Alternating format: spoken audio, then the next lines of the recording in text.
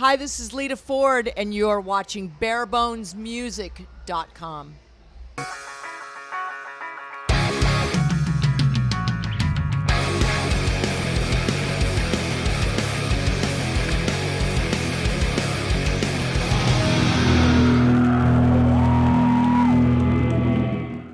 Evil G, barebonesmusic.com. I'm here with the queen of, first lady of metal, pioneer in metal, Lita Ford. Lita, thanks so much for joining us today. It's my pleasure. We appreciate it. Living Like a Runaway is, your album preceding Wicked Wonderland. And I know Wicked Wonderland was an album that you didn't like. It was one of these things that was out there. Do you consider Living Like a Runaway really your first comeback album, and Wicked Wonderland just something that just doesn't exist? Yeah. It's not a Lita record. It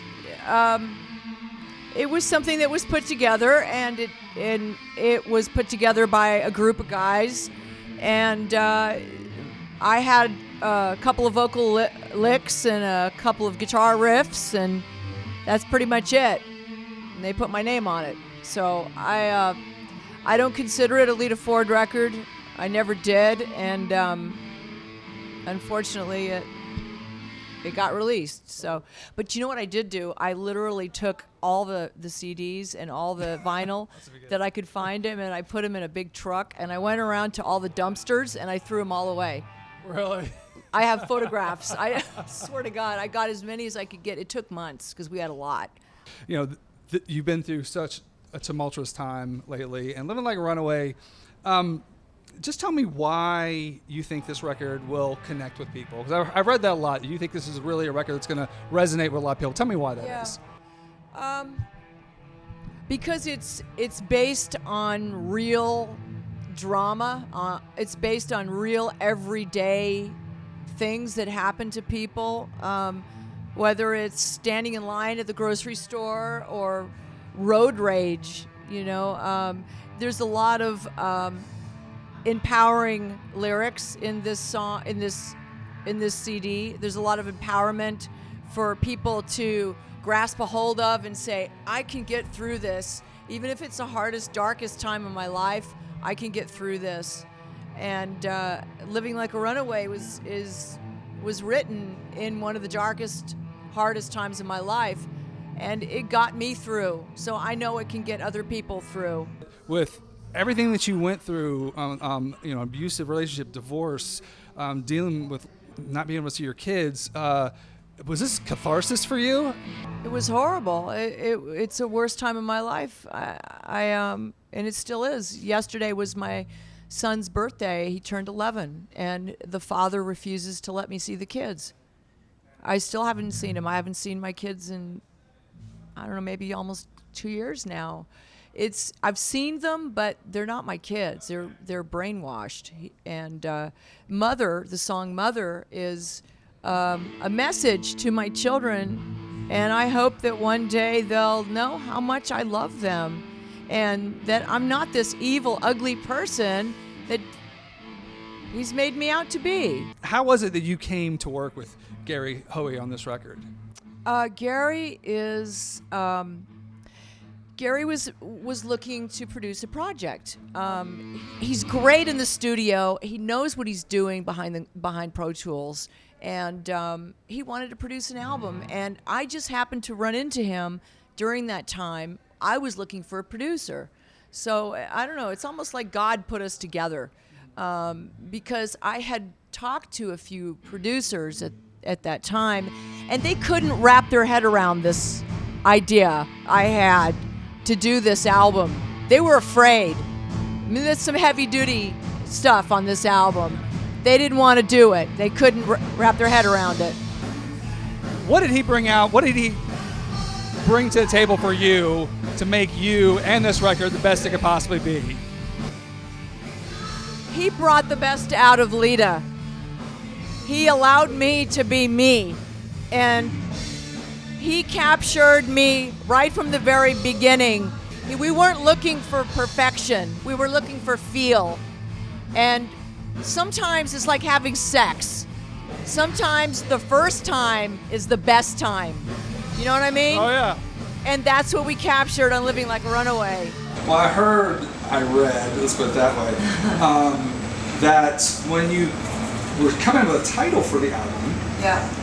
Living Like a Runaway was one of the titles, but when you came up with the title, it wasn't actually a song yet. Yeah. So you and your lyricist, Michael Dan, tell me how you guys wrote that song. Yeah. So I went to work right away with Michael. I called him on the phone. I said, Michael, open mouth, insert foot.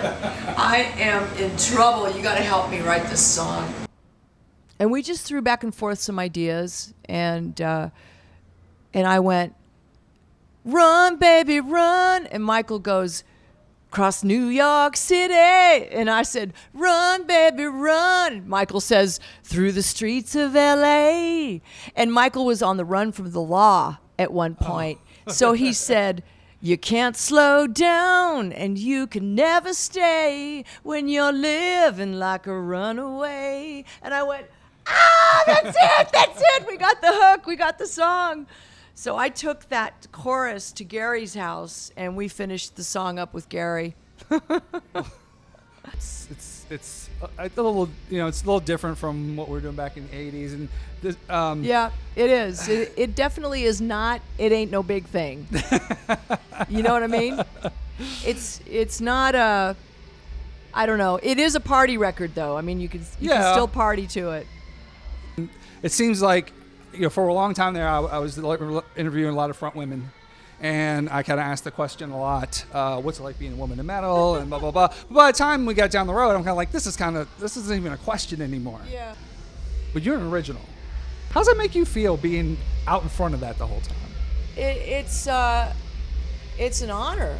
It's an absolute honor. Somebody had to break the ice. Somebody had to lead the way on the path, and I know the Runaways were very before their time, and people say, "Oh, Lita, you're an '80s band. You're an '80s artist." No, I'm not. I'm a '70s.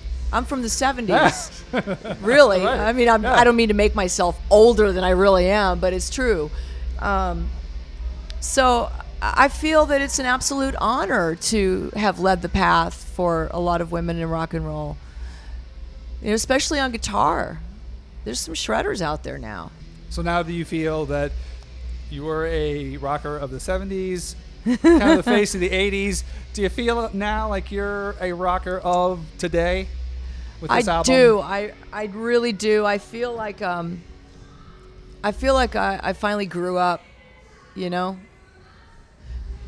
don't know why, but I feel like I finally did. And it's taken so long, but I'm still a kid at heart, but I feel like I finally grew up and matured in musically, I guess I could say. I heard there was a little, there's a good story behind your album cover. My album cover? The album cover. Well, you mean the train? The train was coming at us, yeah. We were done shooting for the day, and Mark, the photographer, Mark Weiss, looks at me and he goes, "Lita, look over there." And I went, "Ew, railroad tracks. Let's go shoot some shots on the railroad track." So we started taking the shots, and he's going, "Oh, cool, there's a train coming. Just stand right there." And I'm like, "What? What do you mean there's a train coming?" And the headlights, he goes, "You're in the headlights of the train." And I went, "Oh, cool, does it look good?" And he goes, "Yeah, they're getting closer. Just stand right there." And I'm thinking to myself, holy shit, there's a train coming. The conductor drove past, and just as he drove past, I stepped off the track, and the train went by, and the conductor stuck his head out the window, and he said, "I called the cops." So Mark looks at me and he goes, "Oh no, let's go." And we ran and we hid in the studio across the street. We locked the door and we turned off the lights, and the cops came. They were looking for us for 2 days. It was unbelievable. So we'll wrap this up. Do you have anything to say to your fans, to young ladies out there who want to pick up the guitar and start? I would say to anybody, not just young ladies, but young Sure. men, anybody that wants to start, follow your heart and do what you want to do. Don't let anybody steer you the wrong way. You know, don't let anybody tell you who to be in love with. You know, that's what it is. Just be yourself. There you go. LITA Ford, like I say, pioneer, queen of metal, first lady of metal, however you want to say it. And Lita, Thank you. it's really good to see you back. I'm so happy for your success. Thank you. I appreciate it. The bitch is back.